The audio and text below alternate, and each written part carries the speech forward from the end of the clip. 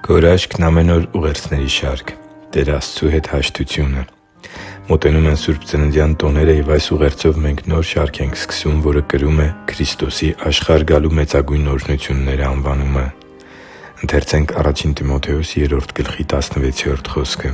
«Հայտնապես մեծ է աստվածապաշտության խորհուրդը.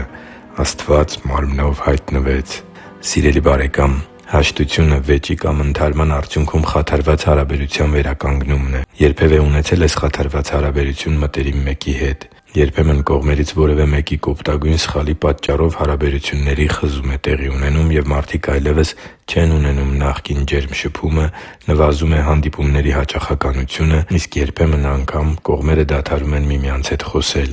Հաշտությունը նման պարագայում ենթադրում է նախկին ներդաշնակ հարաբերությունների վերականգնումը։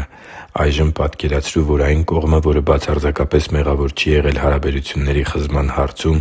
ինքն է նախաձեռնում հաշտության գործընթացը։ Աստված մարմնով հայտնվեց, որպեսզի վերականգնի մարդու հետ վերջինիս անհնազանդության ու մեղքի ապստամբության արդյունքում խաթարված հարաբերությունը։ Տեր Աստծու հետ հարաբերությունների խզման մեղավորը մարդն է, իսկ մարդու և Աստծու միջև պատնեշը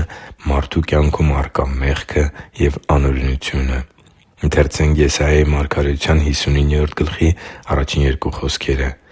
«Տիրոջ ձեռքը վստահաբար չի կարճացել, որ չփրկի, և Նրա ականջը չի ծանրացել, որ չլսի,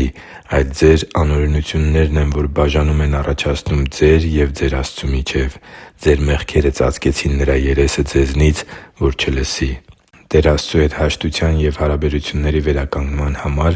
անհրաժեշտ է հարաբերությունները կործանած կողմի փոխակերպումը։ Աստված կատարյալ է։ Նա փոփոխման կարիք չունի։ Անհրաժեշտ է, որպեսզի մարդն ընդունի իր սխալը, խոստովանի իր հանցանքը և որոշում կայացնի շրջվելու այն ճանապարհից, որը ավելի է հեռացնում մարդուն Աստծուց, և սկսի շարժվել դեպի Տեր Աստծու հետ հարաբերությունների վերականգնումն ու ավելի խորը մտերմության հաստատումը։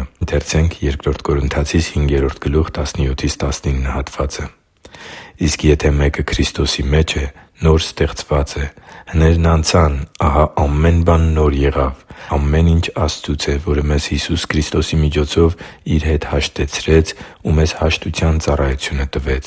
Որովհետև Աստված էր, որ Քրիստոսով աշխարհն Իր հետ հաշտեցրեց և նրանց հանցանքներն իրենց ներեց և հաշտության խոսքը մեր մեջ դրեց» (Բ Կորնթացիս 5:17-19)։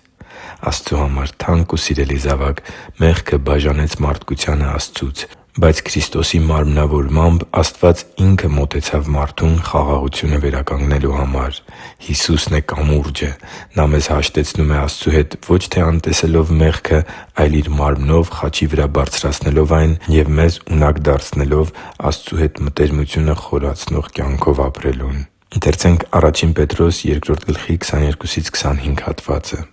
«Նա մեղք չգործեց և նենգություն չգտնվեց Նրա բերանում։ Նախատվելիս Նա փոխարենը չէր նախատում, չարչարվելիս չէր սպառնում, այլ հանձնվեց արդար դատավորին։ Նա մեր մեղքերն Իր մարմնով խաչափայտի վրա բարձրացրեց, որպեսզի մեղքերից հեռանալով արդարության համար ապրենք։ Դուք Նրա վերքերով բժշկվեցիք։ Որովհետև մոլորված ոչխարների պես էիք, բայց հիմա դարձաք դեպի ձեր հոգիների Հովիվն ու Տեսուչը» (Ա Պետրոս 2:20-25)։ Եկա՛ղ աղոթենք միասին գոհության այս աղոթքով.